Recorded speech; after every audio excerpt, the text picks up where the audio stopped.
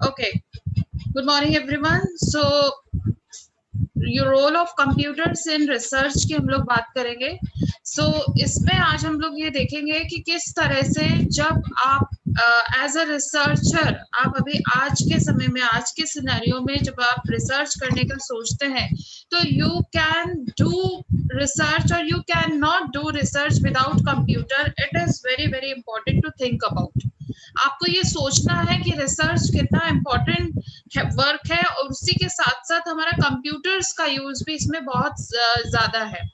चाहे आपका data collection हो, चाहे डेटा एनालिसिस हो, डेटा की रिपोर्टिंग हो और रिपोर्ट राइटिंग हो, सैंपल को चूज करना, उस तक पहुंचना, everything is actually related to computer. Let me share my PPT with you all. Just a second. Yes, can you see the PPT? Yes, ma'am. Okay. अभी एक बार थोड़ा सा हम लोग बात कर लेते हैं. ये जनरेशन कुछ कंप्यूटर्स की है which is seen on your screen. So generations की बात करें, so first generation 1945 to 60. This is generation of computers. So components which were used: valves, transistor, integrated chips, microprocessor, high electron mobility transistor. ये first से लेके fifth जो developing stage तक है वो सारे के सारे कंप्यूटर्स में जो जनरेशंस बाय जनरेशंस जो चीजें डेवलप हुई वो आपके सामने है.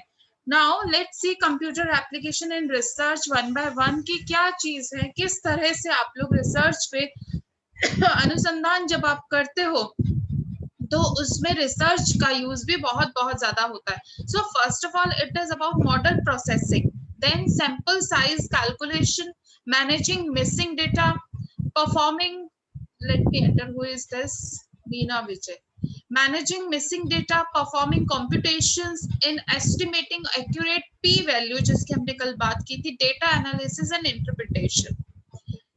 देखिए आज अगर मैं अपने गाइड से बात करती हूँ, मतलब मेरे से बहुत सीनियर है और हम उनसे सुनते हैं उनके एक्सपीरियंसेस, तो डेफिनेटली स्टूडेंट्स वो लोग कहते हैं कि हमारे टाइम में रिसर्च जब उन्होंने शायद रिसर्च की वो बात करते हैं कि आप में से कई लोग उस समय भी पैदा भी नहीं हुए होंगे और वो बात करती है 70s की कि हमने तब उस समय रिसर्च किया.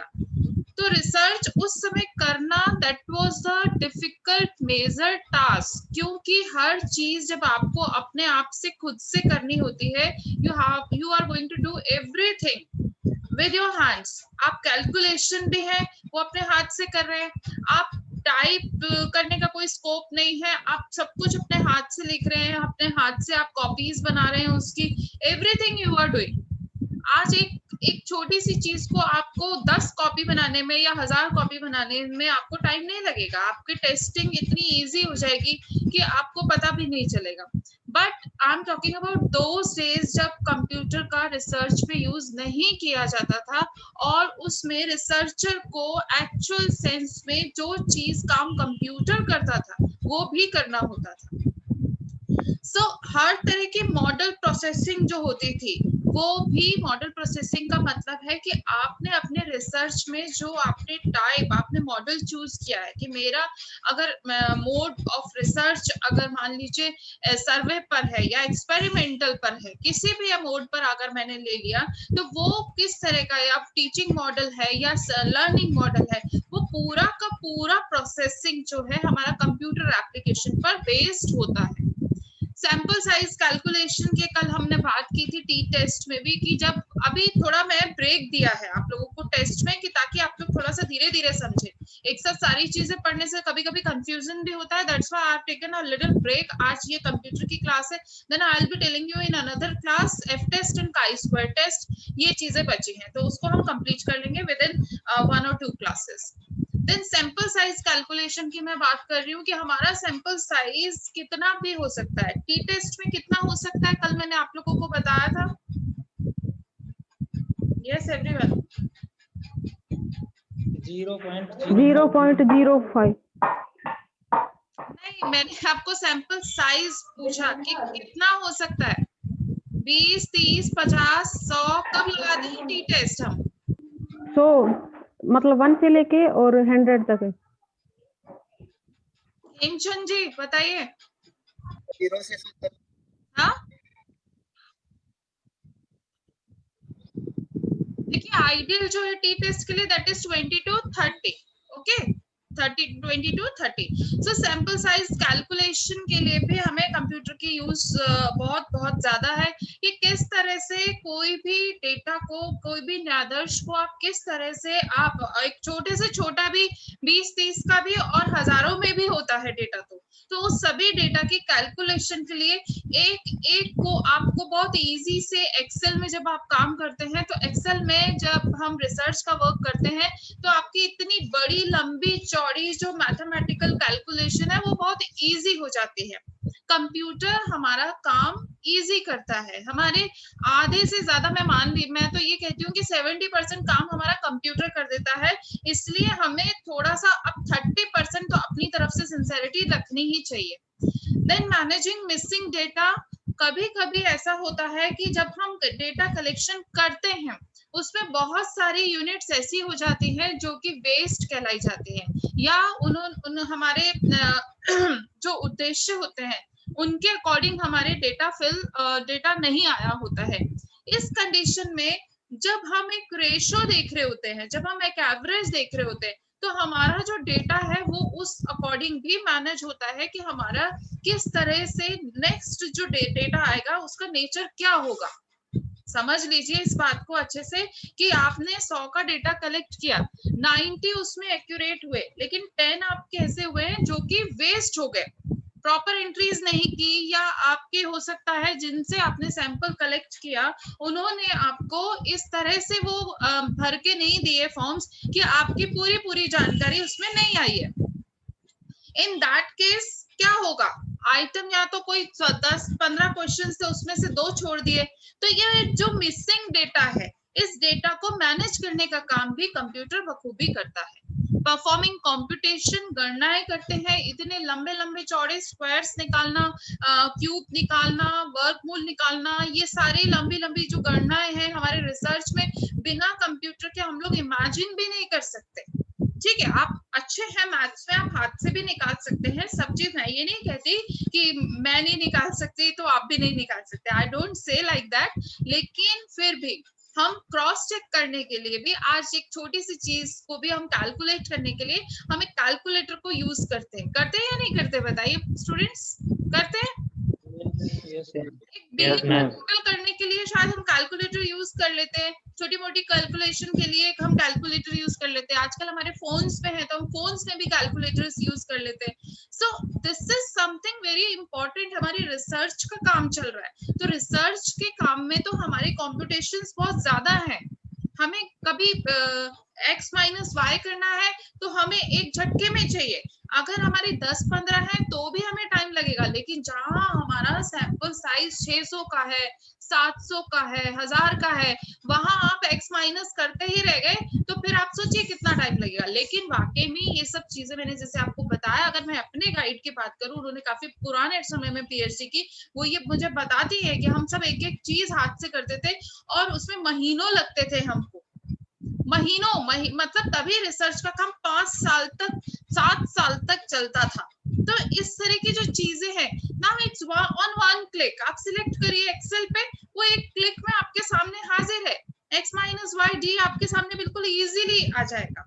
देन इन और फॉर्मूला लगाना होता है उसमें एक्सेल शीट में। एक्सेल जैसे जिस तरह माइक्रोसॉफ्ट वर्ड है उसी तरह माइक्रोसॉफ्ट एक्सेल एक सॉफ्टवेयर प्रोग्राम है जो आपके कंप्यूटर्स में होता है और उसी में आपकी सारी कैलकुलेशंस बनती हैं।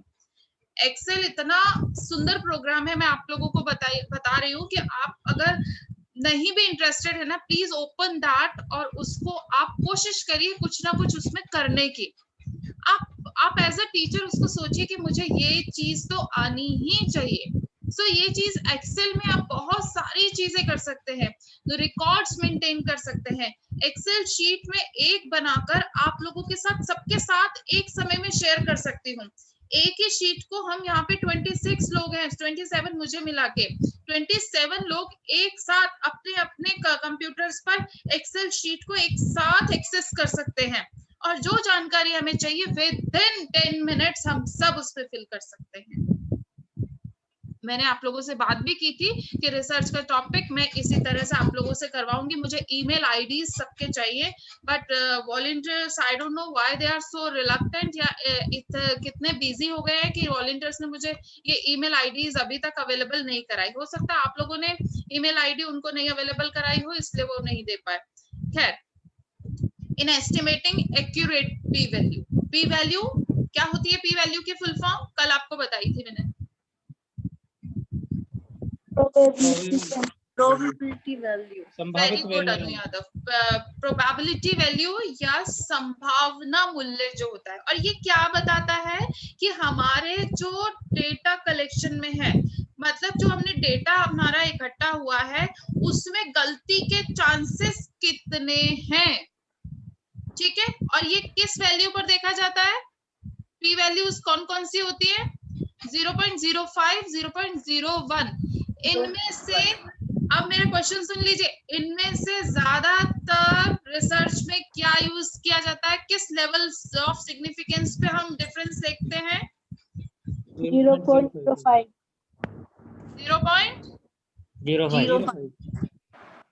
0.05 और 0.01? 0.05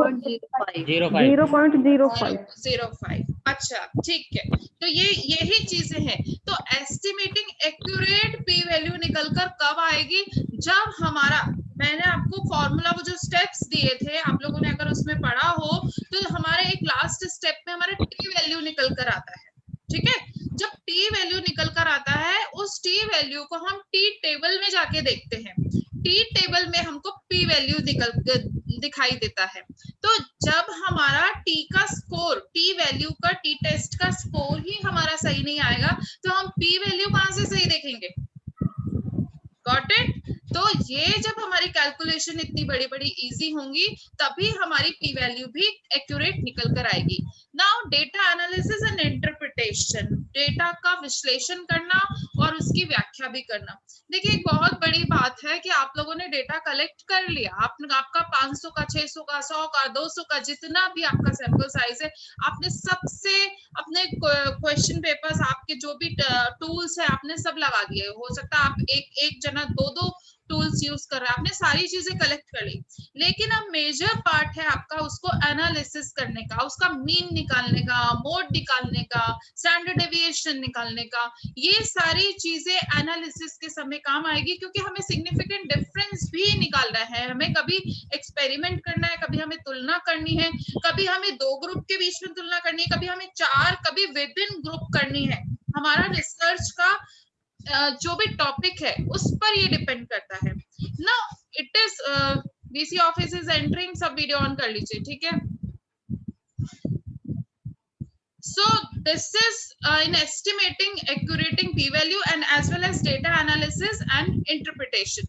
अब देखिए स्टूडेंट्स, ये बात समझने की है, हमने सारा एनालिसिस भी कर लिया, इंटरप्रिटेशन भी कर लिया। Now it is up to us कि हम उस इंटरप्रिटेशन को किस तरह से हम करना चाह रहे हैं। इंटरप्रिटेशन क्या होती है? इंटरप्रिटेशन ये होती है कि आपने, आपकी जो टेस्ट, आपने, मान लीजिए मैं उसी का एग्जांपल लेती हूँ जो हमने कल पढ़ा है। टी टेस्ट में आपके निकल के 2 ग्रुप के सिग्निफिकेंट डिफरेंस आ गए। ठीक है, कल हमने जो एग्जाम्पल लिया था कि जैसे हमने नेचुरोपैथी, होम्योपैथी, इन दोनों के बीच में हमने सिग्निफिकेंट डिफरेंस देखा था कि किस तरह से कौन सी मेडिसिन से ज्यादा जो कोल्ड है वो रेजिस्ट करता है या जल्दी खत्म होता है। जब हमने ये देखा, तो अब उसके आधार पे जो हमने हाइपोथेसिस टेस्ट की, नल हाइपोथेसिस जब हमने बनाई थी कि there is no significant difference in the resistance power of naturopathy and homeopathy, हमने ये हाइपोथेसिस बना ली। अब जब हमने ये हाइपोथेसिस बनाई, उस हाइपोथेसिस के आधार पर हमने उसकी व्याख्या करी। जब हमारे सामने टी टेस्ट निकल कर आ गया, पी वैल्यू निकल कर आ गया कि ये जो हाइपोथेसिस है वो अस्वीकृत होती है या स्वीकृत होती है। ठीक है, पहला स्टेप ये हो गया कि हमने उसको रिजेक्ट किया हाइपोथेसिस को या एक्सेप्ट किया। अब इंटरप्रिटेशन में, व्याख्या में आपको लिखना होता है, आपको ये बताना होता है कि ये स्वीकृत हुई तो क्यों हुई, और अस्वीकृत हुई या रिजेक्ट हुई तो क्यों हुई, आपको दोनों के रीजन देने होते हैं। अगर उसमें एरर आ रहा है या आपके कुछ इस तरह की कॉम्प्यूटेशंस में गड़बड़ हो रही है, तो आपको ये भी देना होगा कि किस प्रकार का एरर आ रहा है, टाइप 1 एरर आ रहा है या टाइप 2 एरर आ रहा है। ये type 1 error, type 2 error, I think आप लोगों ने फर्स्ट मेथोडोलॉजी ऑफ रिसर्च के पेपर के फर्स्ट पार्ट में फर्स्ट सेमेस्टर में ऑलरेडी पढ़ चुके हैं, बट अगर फिर भी अगर आपको लग रहा है कि ऐसा कुछ और आप पढ़ना चाहते हैं तो आप बता दीजिएगा मुझे। यस, अंडरस्टूड स्टूडेंट्स, इतना समझ में आ गया? आगे चलें। Yes, ma'am. Now, computer application in research. So, computer application in research is what? किस तरह से अप्लाई करते हैं हम? अब उसके लिए सॉफ्टवेयर आपके स्क्रीन पे देख लीजिए। आप SPSS, statistical package for social sciences, ये इसकी फुल फॉर्म भी आ जाती है बहुत बार नेट पे, बहुत बार, कि SPSS की फुल फॉर्म है। और इतना घुमाते हैं इसको, इतना घुमाते हैं, स्टैटिस्टिकल को स्टैटिस्टिक्स कर देंगे, सोशल साइंसेस को सोशल स्टडीज कर देंगे। तो आप एग्जैक्ट ये जो मैंने सामने स्क्रीन पे दी है आपको, यू जस्ट लर्न इट, इसको बिल्कुल पक्का कर लीजिए दिमाग में। Statistical package for social sciences, सांख्यिकी के पूरा पैकेज है। SPSS एक सॉफ्टवेयर है जो कि सोशल साइंसेस की रिसर्च के लिए स्पेशली काम में आता है, कि जो आपके रिसर्च की जो कैलकुलेशंस है उनको इजी करने में आपकी हेल्प करता है। Then SASS software is also there, ये है स्टैटिस्टिकल एनालिसिस सॉफ्टवेयर। इसका काम भी आपकी जो कैलकुलेशन है, डेटा कलेक्शन जो आपने किया, जो आपके रॉ स्कोर है, कच्चे आंकड़े हैं, उनको स्टैटिस्टिकल वैल्यू देने का काम करते हैं। देन मेडक्लैक, ये वाला आपका जो है आपके काम का नहीं है, बट आपको जानकारी जरूर होनी चाहिए, मेडिकल कैलकुलेशन के काम में आता है। मेडकैल्क जो होता है ये हमारे काम का नहीं है, बट ये मेडिकल फील्ड में काम में आता है। तो आपके काम का बेसिकली जो है SPSS ही है, SPSS से ही आपका काम चलेगा। और उसमें आपका statistical package for social sciences जिसका नाम है, उसमें आपकी ये जो T टेस्ट है, chi स्क्वायर, F टेस्ट, ये सारे टेस्ट जो है आपके बहुत इजीली हो जाते हैं। आजकल लोग करते भी हैं, पेमेंट लेकर भी ऐसा करते हैं, ये सारे टेस्ट की कैलकुलेशंस बाहर से करवाते भी हैं।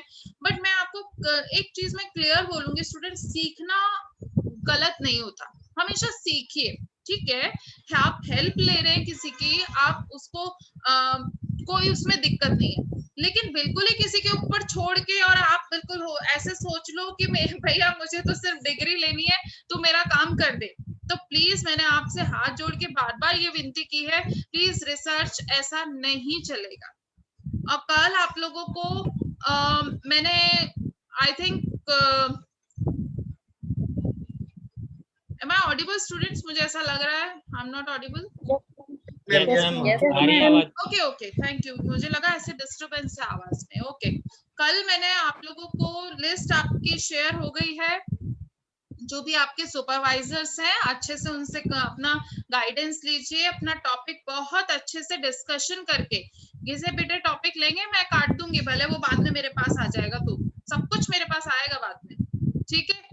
तो और सबकी गाइड मैं हूँ, एक बात ध्यान रख लीजिएगा, सबकी गाइड हूँ। नाम मेरा आगे कुछ के ही लिखा हुआ है, 8 के आगे लिखा हुआ है, आई नो, बट उन 8 के अलावा बाकी के 39 ये ना समझें कि उनकी गाइड सोनिया मैम अब नहीं है, तो मैं सभी की गाइड, ये ध्यान रखिए।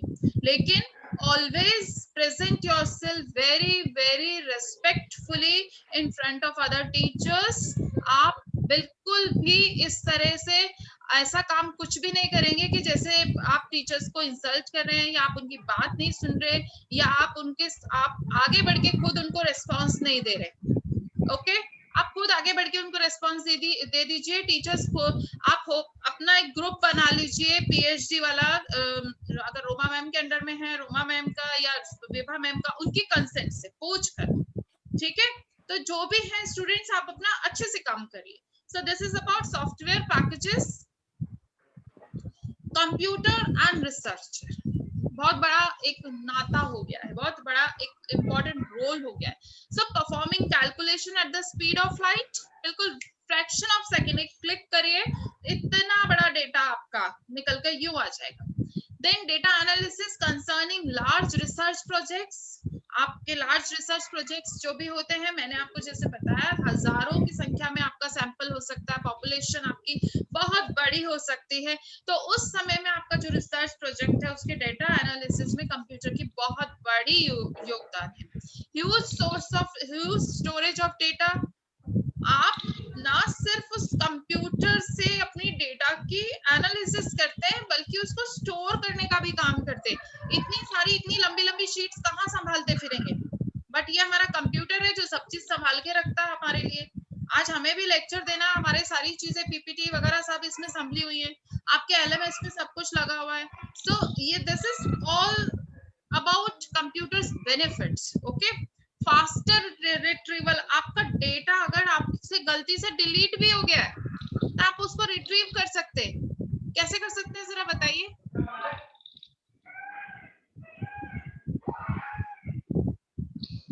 यस, कैसे कर सकते हैं? डेटा रिकवरी एक सॉफ्टवेयर है। और अगर गलती से मेरे से कुछ गिर गया तो गिर गया भाई, delete, if it is deleted, आप मैनुअली आपके उस पे पानी गिर गया, इंक है, तो आप you can not retrieve it, आपको दोबारा बनाना पड़ेगा, इजंट इट? बनाना नहीं पड़ेगा मैम, कि नहीं? उसको बनाना पड़ेगा। हाँ, क्या प्रदीप कुछ आइडिया दे रहा है मुझे? यस प्रदीप। मैम जो ऊपर का जो चैप्टर है ना उसको तो कर सकते हैं थोड़ा चेंजिंग उसमें, अगर पानी गिर गया तो। अरे भाई पूरा धुल गया, इंक पेन से काम किया था मैंने तो, धुल अच्छा, गया। वो तो फिर तो हाँ, तो दोबारा ही बनाना पड़ेगा ना। ये है, ये मैं आपको आंसर दे रही हूँ कि ये फास्ट रिट्रीवल ऑफ डेटा है आपका, बिल्कुल जो सॉफ्टवेयर का पूरा खेमचंद जी ने समझाया बिल्कुल सही चीज है। इसी से हमारी जो रिकवरी जो है हमारे किए हुए काम की, अरे भाई एक दो हो तब तो बात है, but when it is in large number, बहुत आपके हजारों की संख्या में आपका डेटा हो तो आप कैसे रिट्रीव करोगे उसको, that is important. Then edit quality to research activity, आप इतना कंप्यूटर हमें इतना कुछ देता है, you just play with that, आप किसी भी तरह से फॉर्मेटिंग कर सकते हैं, उसको अपनी रिसर्च को सुंदर बना सकते। एक चीज मैं बता दूं, मैंने अपना रिसर्च का काम जो पीएचडी का काम जो है पूरा मैंने खुद टाइप किया और उसको कहीं किसी बाहर से नहीं करवाया, सारा काम खुद किया। ऑफ कोर्स स्टैटिस्टिकल पार्ट मैंने भी करवाया बाहर से, लेकिन उसके अलावा एक एक चीज खुद की की हुई मेरी, एक एक चीज। सो ये जो चीजें हैं ये क्वालिटी लाते हैं, लेकिन जब हम देखते हैं ना कि किस तरह से हम एक डॉक्यूमेंट को किस तरह फॉर्मेट करके उसका फॉन्ट चेंज कर सकते हैं, कलर चेंज कर सकते हैं, एडिंग कर सकते हैं, कुछ भी हम उसमें ग्राफिकल प्रेजेंट कर सकते हैं, पाई चार्ट बना सकते हैं, जब हमारे डेटा का बहुत सारी सुंदर चीजें हो सकती हैं जो कि सिर्फ और सिर्फ कंप्यूटर से ही पॉसिबल होती हैं। Trial and error processes frequently employed, ऐसा भी होता है कि आपको कोई चीज नहीं पसंद आई उसमें आपने की, अंडू कर दीजिए उसको, कोई मुश्किल ही नहीं है, आप वापस उसको हटा दीजिए, पसंद आई थी उसको रख लीजिए, फिर चेंजेस करने अपडेट कर दीजिए, everything is there with computer. So ऐसा कुछ भी नहीं है जो हमें कंप्यूटर नहीं देता है।